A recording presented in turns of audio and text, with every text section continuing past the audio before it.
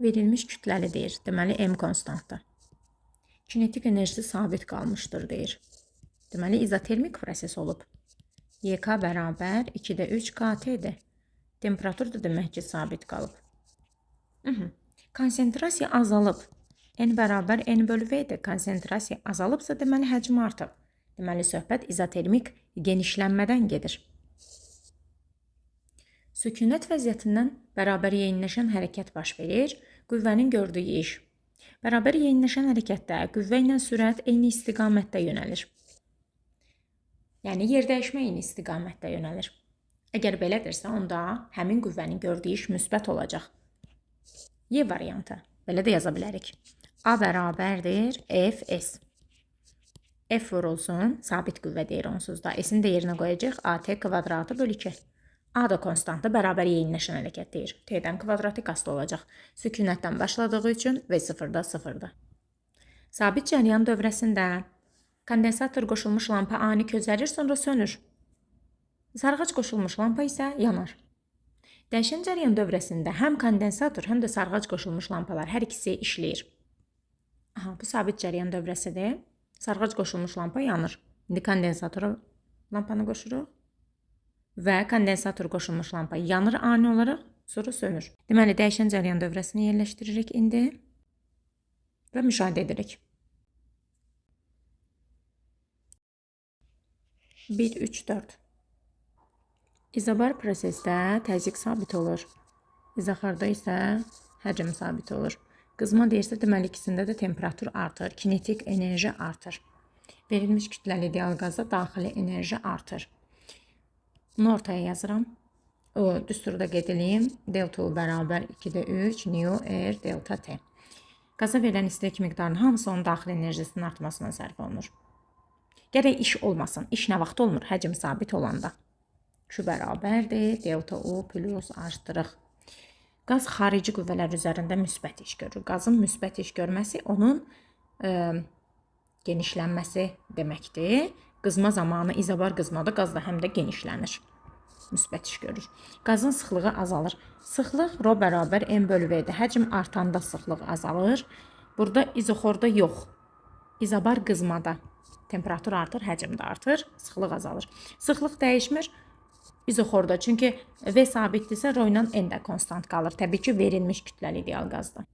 Yekun induksiya vektorunu tapmaq lazımdır. Deməli, X da saat əqrəbi istiqamətindədir. Gəlir burada yuxarı yönəlir. Nöqtədə isə saat əqrəbinin əksinədir. O da gəlib burada yuxarı yönəlir. Eyni istiqamətdə olurlar. Toplayırıq. Şəkil müstəvisində yuxarı doğru olmuş olur. Tormozlanma zamanı son sürət 0 olur. T bərabərdir V0 bölünsün A.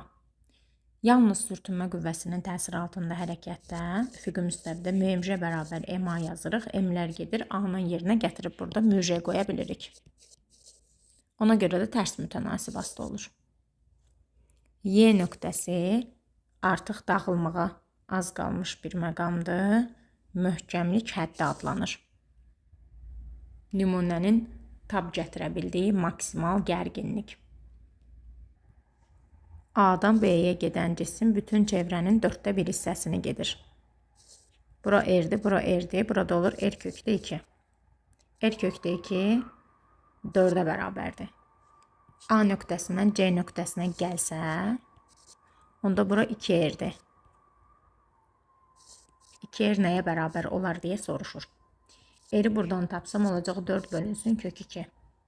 Onda 2R bərabər olacaq. 2 vurulsun 4 bölünsün kök 2. Bu da 8 bölünsün kök 2. Yuxarını da aşağını da kök 2-yə vursaq 4 kök 2 alacağıq. Düstur belədir. N bərabərdir. N0 vurulsun 2 üstündə mənfi kiçik T bölünsün böyük T. Şərtdə verib ki, kiçik T bölünsün böyük T bərabərdir mənfi 2-də 1 T'dir. Buradan T'lər gedir. Yarım çevrilmə periodu üçün 2 alırıq. 2 dəqiqə. Deməli, I bərabərdir 7 düsturumuz var. E, N, S. V çatışmır orada. Sürət alacağıq. V bərabərdir I bölünsün bu şəkildə. doyan su buxarının sıxlığı məlum olarsa, doymayan su buxarının sıxlığını həmin temperaturda nə ilə təyin etmək olar? Burada nisbi rütubət rho bölünsün rho 0 vurulsun 100% hesablanır. Ona görə də higrometrlə təyin eləyə bilərik. Rho 0 doyan su buxarının sıxlığıdır, rho da havadakı su buxarının sıxlığıdır. F böl Q. Bu da bizə intensivliyi verir. Yəni B variantı. Alınan maksimumların ən böyük tərtibi. Deməli, qəfəsin periodu K lambda maksimumlar şərti. Dalğa uzunluğundan bəli. Difraksiya qəfəsinin periodundan, D-dən asılıdır. Düşən işığın dalğa uzunluğunun sabit qiymətində intensivliyindən yox. 1, 2. Verilmiş yaylı rəqqas deyirsə, T bərabər 2pi kökün altında M böl K-da periodu eyni olacaq. Onda Vm bərabərdir 2pi xm bölünsün T yazaram və amplitudu 2 dəfə artıranda sürət də 2 dəfə artar. Deməli, birinci bu məchul cismi tapaq. P vurulsun, qolu 2-dir. Həmin bu x vur, qolu da 1, 2, 3, 4 danadır. X-ə tapırıq, olur 2P bölünsün 4, yəni P bölünsün 2. İndi oldu. Yuxarı doğru yönəlmiş qüvvələr aşağı doğru yönəlmiş qüvvələrin cəminə bərabər olur. P üstəgəl P böl 2, 1/5P. Sönməyən elektromaqnet rəqslərinin alınmasını istəyir. Deməli, dəyişən cəryan dövrəsi olmalıdır. Bu tərəf müsbət, bu tərəf mənfi olur. Bu tərəf müsbət, bu tərəf mənfi. Bu dəyişən cəryan yaratmayacaq. Bizə lazımdır bir tərəfi müsbət, bir tərəfi mənfi. Bura müsbət, bura mənfi, bura müsbət, bura mənfi. Bu yaradacaq. Bu da yaratmaz. Burada da bir dənə dioddur, ona görə dəyişən cəryan alınmayacaq. Yalnız 2. D1-i artırıblar. Deməli, ayrılmış dövrədə Q konstant olur. W bərabərdir, Q kvadratı bölünsün 2S-dir. Birinci kondensatorda S bərabər epsilon 0, epsilon S böl D-dir. Məsafəni artırıramsa tutum azalır. Tutum azaldığı üçün enerji artır. İkinci kondensatorda isə S2 konstantı, Q da konstantı. Ona görə dəyişməz. Artar, dəyişməz. Potensial enerji get-gedə artıb. Y potensial artırsa, bu deməkdir ki, Y kinetik azalır. 60-dan da 40-a çıxanda 20 verir bizə. 20 elektron volt. Deməli, helium deyil, məsələn, alfa zərrəcik deyil. Çünki orada Q-nun yerində 2 lazım olur. İntensivlik xətlərinin əksi istiqamətində daxil olan elektron necə hərəkət edir? İntensivlik xətləri yönəlir müsbətdən mənfiyə. Elektron intensivlik xətlərinin əksi istiqamətində daxil olubsa, onda yeyinləşən hərəkət edir. Axı, bu deyil. Kinetik artardı. Alfa zərrəcikdə deyil. Bayaq qeyd elədiyim kimi alfa zərrəcikdə Q2-dir. Orada 40 olardı, 20 yox. İntensivlik xətləri istiqamətində daxil olan protondur. Proton bu istiqamətdə daxil olsa, o da yeyinləşən hərəkət edir. Olmaz. İntensivlik xətlərinin əksi istiqamətində daxil olan protondur. Bəli. O yavaşlayan hərəkət eləyəcək, kinetik azalacaq, potensial artacaq. Əvəzləyici qüvvəni proyeksiyaya ayırıram. Belə. Yuxarı doğru əvəzləyici bir dama eləyibsə, deməli, 3 dama var imiş. Ondan ikisini çıxanda 1 qalır da. 3-dən aşağıdakı 2-ni çıxanda yuxarı doğru 1 qalacaq. Və sağa doğru da elə bir dənə tək bu qüvvə var imiş. Vəssalam. Deməli, onun Y oxuna proyeksiyası 3-dür, X oxuna proyeksiyası isə 2-dir. A variantı. Belə. 3-dən 2-ni çıxanda yuxarı doğru 1 qalır. Sağa doğru da heç nə yoxdur deyə birbaşa 2 olmuş olur. Onların da əvəzləyicisi həmin o vektoru verir. Fotoelektronların maksimal kinetik enerjisi YK bərabər H-nü çıxılsın H-nü minimum. Tezliyə baxın, intensivliyə yox. Deməli, 2 ilə 1 bərabər olacaq. Eyni tezlikdir. 3 də onlardan çox olacaq. Çünki çoxdur onda. Tezlik çoxdursa, deməli, kinetik enerji də çox olur. A1 ampermetrin göstərişi 6-dır. Onda R-dən 6 amper cəryan keçibsə, 2R-dən I bərabər U böl R qanununa görə daha az cəryan, yəni 3 amper cəryan keçəcək. 3R-dən isə R-dən 6 amper cəryan keçirsə, 3R-dən müqavimət artanda cəryan azalır. 2 amper cəryan keçəcək. Bunlar da hamısı toplanıb gəlib A2-dən keçir. 6 üstəgəl 3 üstəgəl 2. 11. İzobar sıxıldıqda həcm azalır, konsentrasiya artır, sıxlıq artır, temperatur azalır. Verilmiş kütləli ideal qazda daxili enerji azalır, kinetik enerji azalır və həcm azaldığı üçün qaz mənfi iş görür.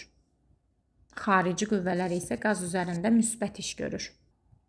2 və 4. T bərabər 2 pm bölünsün QB-dir. Əgər 2 proton deyirsə, yükləri eynidir, maqnit sahəsi də eyni sahədir, bir cins sahədir. Ona görə periyod eyni olacaq. R bərabər MV bölünsün QB-dir. Orada sürət var, eyni olmayacaq. Omega da eyni olacaq, periyod eyni olduğu üçün. Impuls P bərabər MV, orada sürət var, eyni olmayacaq. Lorentz qüvvəsi QVB sinus alfadır, orada sürət var, eyni olmayacaq. EHQ bərabərdir L delta I böl delta T'dir. Şərtə görə deyir ki, onlar eynidir. Birinci üçün tapsam, I0 bölünsün T. Sarğacılardan L1 yazaq da, L2, 2I0 bölünsün T. Bunlar gedəcək. Qalacaq L1 bərabərdir 2L2. İnduktivliklər fərqlidir, tapdıq. İndi birincidə F1 bərabərdir L1 vurulsun. Onun başlanğıcda qiyməti elə I0'dır. Buna 12 deyiblər. F2 bərabərdir L2 vurulsun. 2-də 2I0'dır. Deməli, L1'in yerinə burada 2L2 yazmaq olar. Onda aşağıda da L2 2I0'dır, yuxarıda da bərabər olacaqlar. Sabit sürətlə düşür. F əvəzləyici bərabər 0'dır. Arximed qüvvəsi 20 Newtondur. Düşür aşağı. MJ aşağıdır. Arximed qaldırıcı qüvvə yuxarıdır. Aşağı düşürsə müqavimət də yuxarıdır. Onda belə çıxır ki, MJ bərabər olacaq 5 üstəgəl 20. 25. Çünki bərabər sürətlə düşür, sabit sürətlə düşür. Əvəzləyici qüvvə 0'dır. Təcil 0'dır. Onun tek qalxması olacaq 20 bölünsün 10 eləyəcək 2. Deməli 5, 15, 5, 15. 3 saniyədə yer dəyişməsi olacaq. 1, 2, 3. 3-cü saniyənin sonunda buradadır. Yer dəyişməsi də olacaq. Yerdən nə qədər hündürlükdədir? 15 metr. Amma burada demir, yəni yuxarı yoxsa aşağı atıldığını. Yer səthindən şaquli istiqamətdə yuxarı atılmış cisim maksimum C nöqtəsinə qalxmışdır. 120 joule atılma anında kinetik enerjisi. Onda təpədəki potensial enerjisi də ona bərabər olacaq. MGH bərabər 120. Çünki burada V sıfırdır. Nə qədər qalxıb? 4H. Onda MG vurulsun 4H bərabərdir 120 yazmalıyam. Da MGH bərabər olacaq 120 bölünsün 4, yəni 30. Bunu tapdım. Deməli, tam enerji 120'dir. Bu qədər hündürlükdə A nöqtəsində olanda potensialı 30'dur. MGH 30 eləyib. Onda kinetikə də qalacaq. 120 çıxılsın 30, o da eləyəcək 90. Deməli, A nöqtəsində kinetik enerjisi 90'dır. Yox, potensial enerjisi 30'dur. Var elə cavab? D variantı. Sonra B nöqtəsində. B nöqtəsi 3 MGH-dır. MGH 30'dursa 3 MGH 90 olacaq. Potensialı 90'dır. Potensial enerjisi 90'dır. Kinetikə də 30 qalır da. Saxlama qanunu gözləniləsidir. Sonra C nöqtəsi ən maksimum hündürlükdürsə, orada elə ancaq potensial var. Kinetik yoxdur. Kinetik enerji 0'dır, potensial da 120'dir. 6 saniyə müddətində orta sürəti hesablayın. Aha. V orta bərabərdir. Ümumi yol bölünsün ümumi zaman. Buradan bura gəlib. 2 saniyə müddətində, cismin ilk 2 saniyə müddətində sürəti 6-dır. 6 bərabərdir kəsir xətti. X0 bölünsün 2 minus X0 bölünsün zamanda 2. Onda X0 bölünsün 2 bərabər olacaq 12-yə. X0 da bərabərdir 24-ə. Deməli, bu 24-dür, burada 12-dir. Ümumi 6 saniyə müddətində nə qədər yer dəyişmə etmişdir, yol getmişdir. Ümumi 24 metr. Çünki buradan başlayıb gəlib sonra 0-a.